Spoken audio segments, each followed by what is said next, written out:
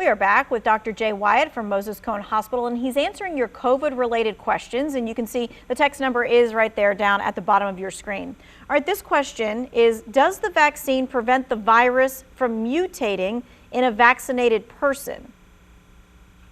So it does not prevent it from mutating in a vaccinated person, but it keeps it from being transmitted to other people where mutations can occur. Okay. And then this question is it safe for some people to take their masks off?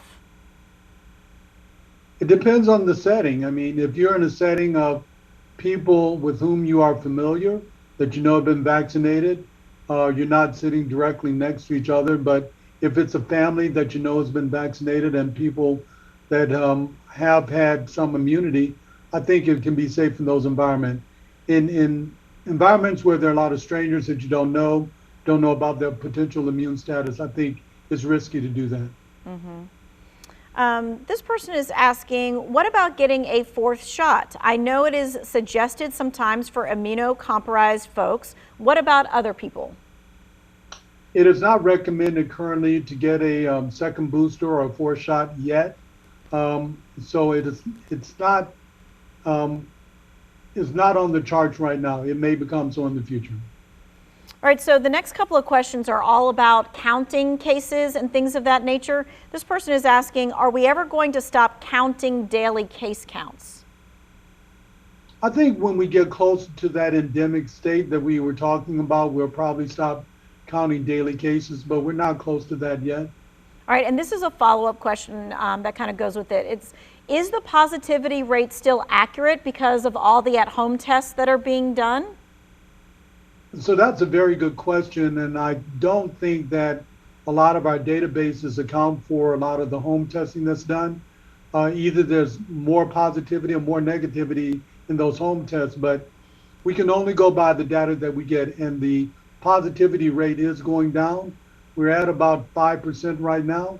We'd like for it to get to 1 to 2% before we start letting up on some of our restrictions. Yeah, at this point, there is no way for you to take a test at home and report it to someone.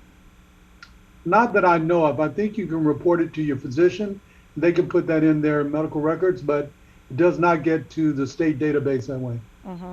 So this question is, since so many kids still have not been vaccinated, should my child wear a mask to school even if he is vaccinated?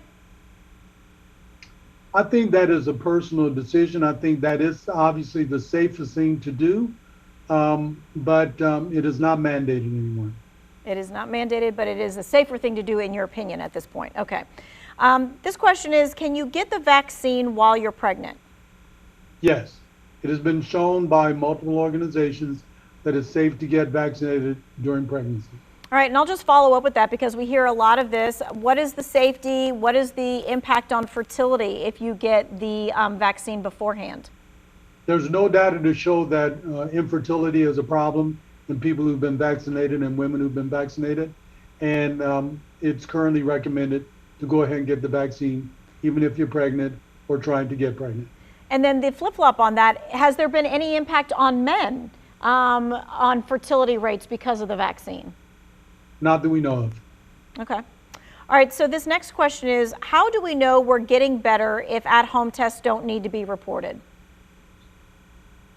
Well, I think we'll continue to follow the state and national databases to see, even though the home tests aren't being counted, I think we are still seeing sick people come to the hospital.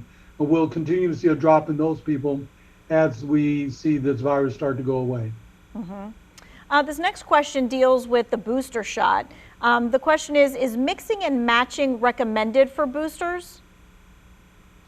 For everyone except for children, you can mix and match the vaccines. They recommend the Moderna or the Pfizer. Either can be used in people for a booster. And so if you had the Johnson & Johnson, they're recommending that you get something else besides Johnson & Johnson? They recommend either Moderna or Pfizer for those. Okay. Are they recommending the Johnson & Johnson for someone who had Moderna or Pfizer? No. Okay. So you should then just get the other one, either Moderna or Pfizer if you had the other one. Moderna or Pfizer or the recommended booster shots. Okay, gotcha. And so this is the next question. Why are N95 masks now recommended? It's the highest level of protection for airborne protection. I think now, because we are getting close to that point where we can continue to expunge this disease or get it down to the endemic level, that we're trying to make sure that people don't become asymptomatic carriers and transmit it that way. Okay. All right, we're going to take a quick break. Remember, you can continue to text in your questions, and we will be right back.